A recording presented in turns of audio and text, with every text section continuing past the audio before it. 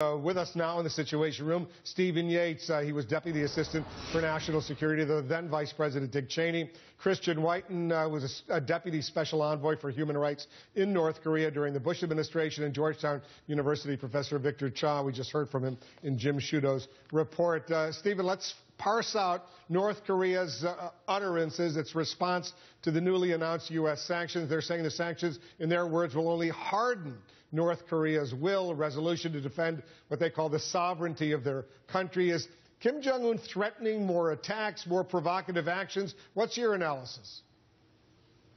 Well, basically what they're saying is part of a piece. It's kind of what we expect. I mean, North Korea is one of the most flamboyant foreign ministries when it comes to rhetoric. And so this is part of that same piece. We're dealing with a profoundly uncertain regime in North Korea right now, and so I think the United States government is at a big disadvantage of trying to game out what is most likely. This is a regime that shouldn't have been able to, but has detonated nuclear devices, shouldn't have been able to continue, but has engaged in proliferation, and shouldn't have been able to engage in the cyber attack it's been accused of. And so we've failed to thwart them over multiple two-term presidents of both parties. So, Victor, what can the U.S. do? What could Kim Jong-un realistically do to retaliate for these latest U.S. sanctions?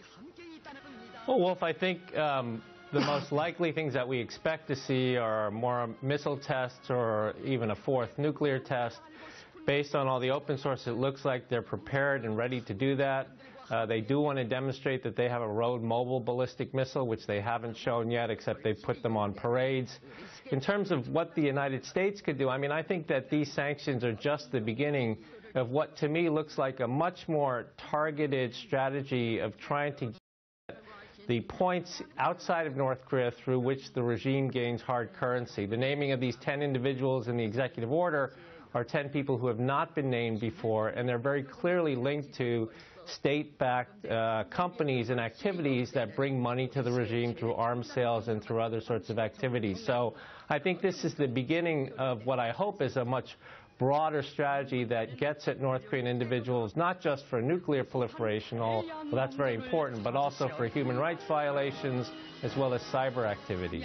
Christian, these new U.S. sanctions that have been imposed against North Korea, do you believe they make it more difficult for North Korea, if you assume that North Korea did in fact launch that cyber attack on Sony Pictures? Does it make it more difficult for North Korea to engage in more of these kinds of cyber attacks?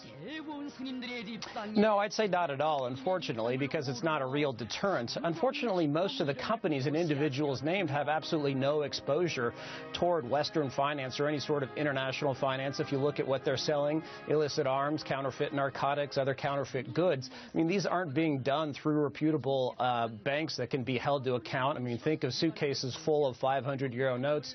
Think of heavily laundered money, which North Korea learned it had to do, in particular after 2007 sanctions against a bank that did business with the North Korean regime were so effective against it. So, you know what Mr. Menendez said, the senior-most Democratic senator on the Foreign Relations Committee, that North Korea should be put back on the terrorist list. More steps like that would be important, because what we've seen so far is pretty minimal. You know, at the same time, Stephen, that North Korea is making these threats, we also heard Kim Jong-un say, let's have a dialogue with South Korea. Where does that play into this?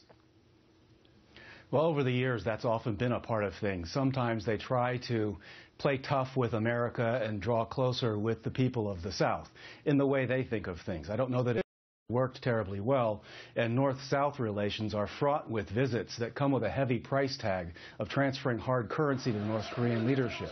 And there have been scandals in the past that have enveloped presidential administrations of South Korea.